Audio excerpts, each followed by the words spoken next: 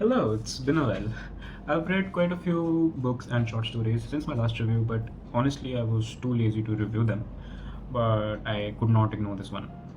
It's literally 2 a.m. in the night right now, and I just had to talk about this. So I want to talk about this very short story by Rabindranath Tagore, which is titled "The Postmaster." This is literally the penultimate or the second last story of the short story collection book I have, which is actually the 11th one. I've put a star because this has been my favorite ever since I've read this. I still have to read the last one though, but it's a play, but I do not care about it. But yeah, this is probably my favorite work of Tagore at this point. So I read it the first thing in the morning with my usual coffee, and I want to tell you just how beautiful it is. It is delightful, just delightful. The writing feels so serene and comforting, but also very deeply aching at the same time. When you read this, you can actually realize how much passionately it is written.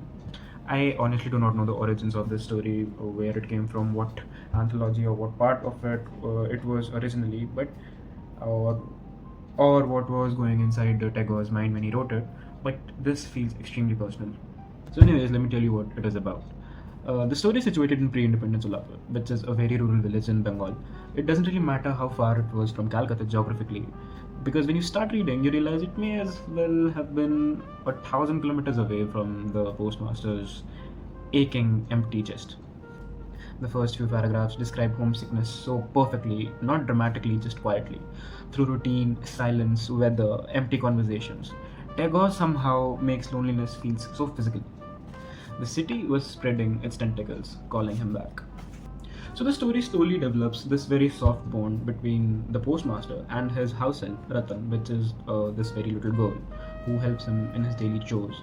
And what's beautiful is that Tagore writes their relationship with so much innocence and emotional clarity that you never question the age gap between them.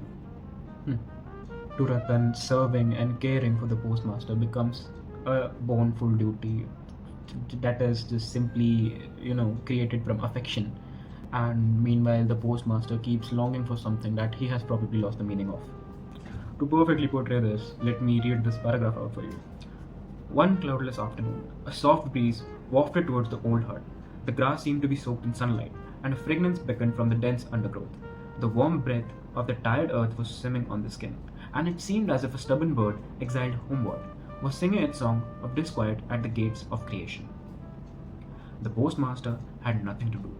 The very sight of dewy leaves, coupled with castles of grey in the midday sky, seemed to fill him with a sense of the sublime. But sublimity was the tension of opposites.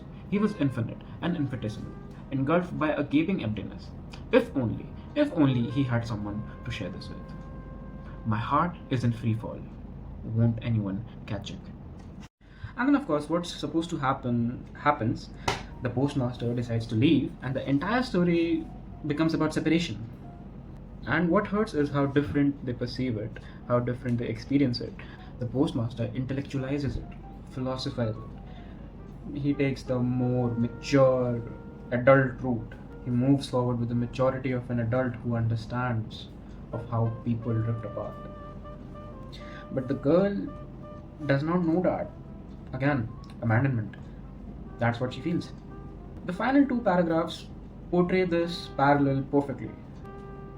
The contrast is so beautiful that it leaves this heaviness in your chest, and you realize, what have you read in these past 6 pages?